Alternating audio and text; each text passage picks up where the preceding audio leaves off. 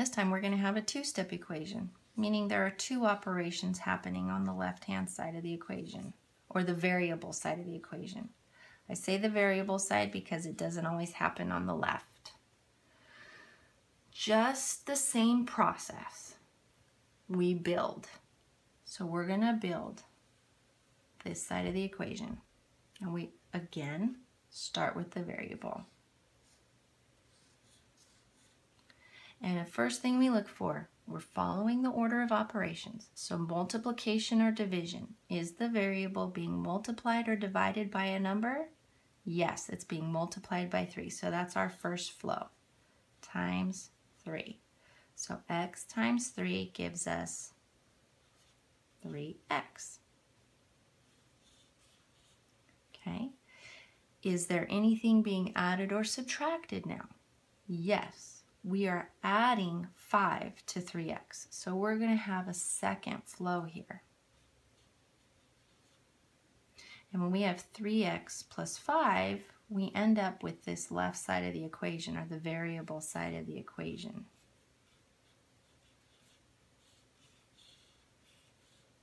So 3x plus 5 gives us 3x plus 5. We are finished building this side of the equation, so I can bring in the x equals 20.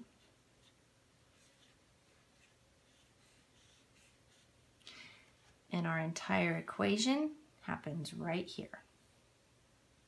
Now we can work backwards and get to the point where we can see that 3x equals something, and ultimately get to the point where we see what just x equals. So 3x plus 5 equals 20. We're going to do the opposite of add 5, which is subtract 5. 20 minus 5 is 15. In this point of our equation, we have a simplified version. 3x equals 15. And in your head, you might be able to go, all right, 3 times what equals 15? I know that's going to be 5. So let's see if we end up with that. Working backwards. Undoing, doing the opposite of multiply by 3 is divide by 3. So 15 divided by 3 is 5, which was our guess from right here. So we're not done. We should do a check. We're going to substitute this value into the original equation and see if it fits. So instead of x, I've replaced it with a 5. And let's see if it equals 20. Well, 3 times 5 is 15. And 15 plus 5 is 20. And does 20 equal 20? Yes, it does. So 5 is a solution to our equation.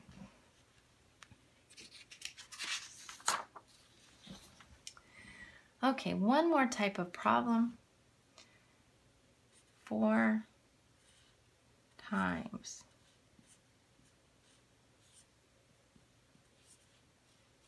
Okay, so you'll recognize this part as our area model.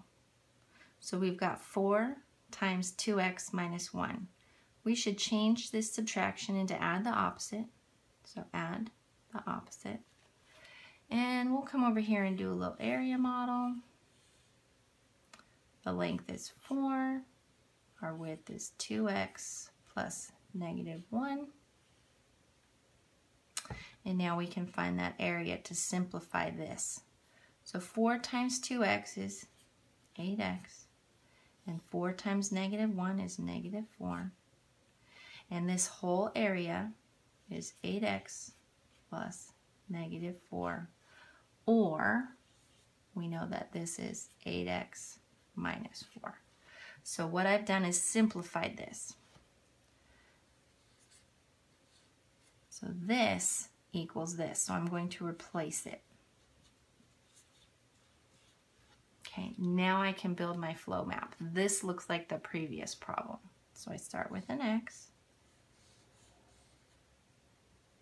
The first thing that's happening, multiplication. So I multiply times 8. X times 8, I get 8x. The next thing happening to the 8x is minus 4. And when I have 8x minus 4, that gives me this variable side of the equation.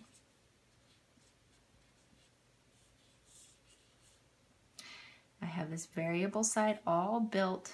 I can bring in my equals 20.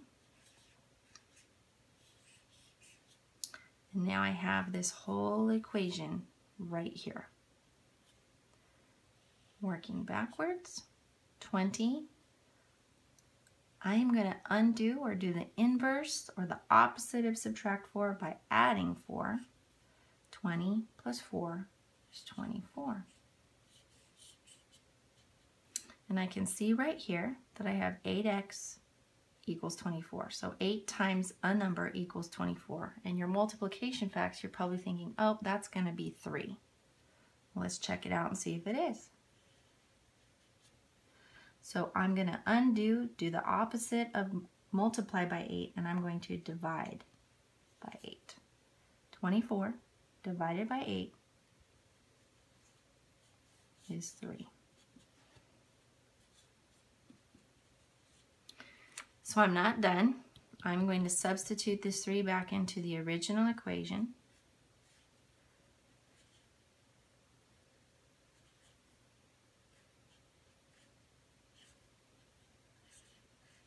Okay. Order of operations says grouping symbols first. So I do multiplication. And I know that 2 times 3 is 6. And 6 plus negative 1 is 5.